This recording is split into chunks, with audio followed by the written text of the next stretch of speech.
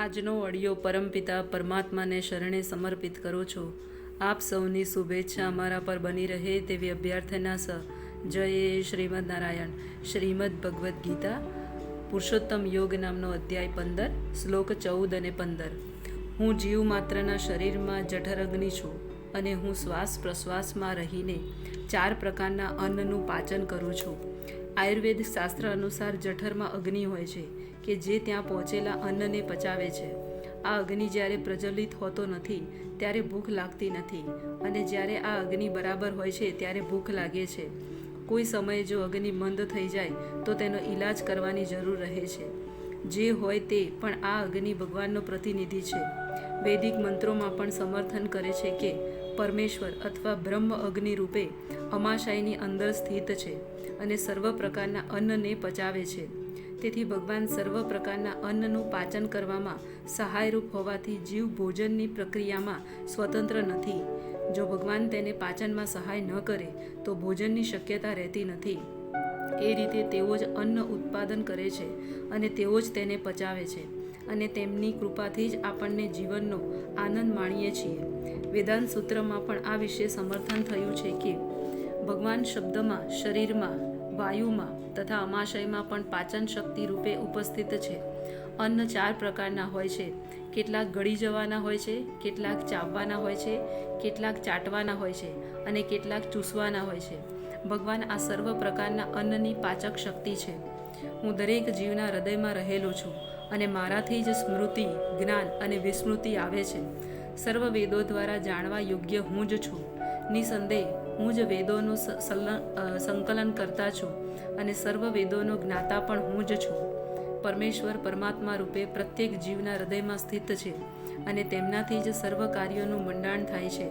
જીવ પોતાના વીતેલા જીવનની બધી બાબતો ભૂલી જાય છે, પરંતુ તેના સર્વ કામોના સાક્ષી એવા પરમેશ્વરના નિર્દેશ અનુસાર તેને કાર્ય કરવાના હોય છે. તેથી તે પોતાના પૂર્વ કર્મોનુસાર કાર્ય કરવાની શરૂઆત કરે છે.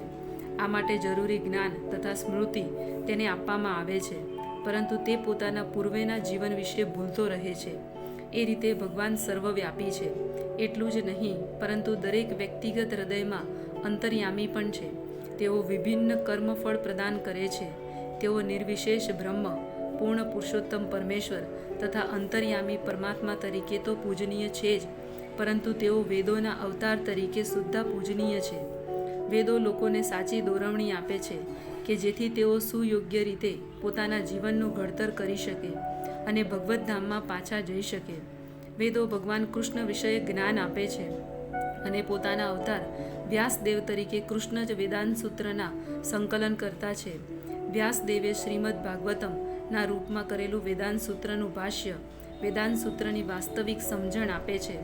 ભગવાન એવો તો પૂર્ણ છે કે બદ્ધ જીવોના ઉદ્ધાર માટે તેઓ તેના અન્નદાતા તથા અન્ન પચાવનારા પણ છે.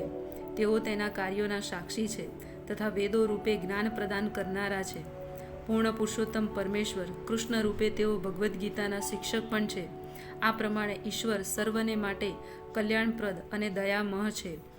જીવ જેવો આ શરીરને છોડી દે છે કે તરત જ તે તેને ભૂલી જાય છે, પરંતુ પરમેશ્વર દ્વારા પ્રેરિત થઈને તે ફરીથી કામ કરવા લાગે છે. જો કે જીવ ભૂલી જાય છે, છતાં ભગવાન તેને બુદ્ધિ આપે છે કે જેથી તે પોતાના પૂર્વજન્મના અપૂર્ણ કાર્યને પુનઃ કરવા લાગે છે. માટે જીવ પોતાના હૃદયમાં સ્થિત પરમેશ્વરના આદેશ અનુસાર આ જગતમાં માત્ર સુખ કે દુઃખ જ ભોગવતો નથી, પરંતુ તેમની પાસેથી વેદોને સમજવાનો અવસર પણ પ્રાપ્ત કરે છે. જો મનુષ્ય વેદોનું જ્ઞાન પામવા માટે ગંભીર હોય તો કૃષ્ણ તેને અપેક્ષિત બુદ્ધિ પ્રદાન કરે છે. તેઓ વૈદિક જ્ઞાન શા માટે પ્રદાન કરે છે? કારણ કે જીવને વ્યક્તિગત રીતે કૃષ્ણને સમજવાની જરૂર હોય છે. વૈદિક સાહિત્ય આનું સમર્થન કરે છે. ચારે વેદ, વેદાંત સૂત્ર, ઉપનિષદો તેમજ પુરાણો સહિત સમગ્ર વૈદિક સાહિત્યમાં પરમેશ્વરના ગુણગાન કરવામાં આવેલા છે. તેમને વૈદિક અનુષ્ઠાનો દ્વારા, વેદોની તાત્વિક ચર્ચા દ્વારા અને ભગવાનની ભક્તિસભર સેવા દ્વારા પામી શકાય છે. માટે વેદોનો ઉદ્દેશ કૃષ્ણને જાણવાનો છે. વેદ આપણને નિર્દેશ આપે છે કે જેના વડે કૃષ્ણને અને તેમના સાક્ષાત્કારની પદ્ધતિને જાણી શકાય છે.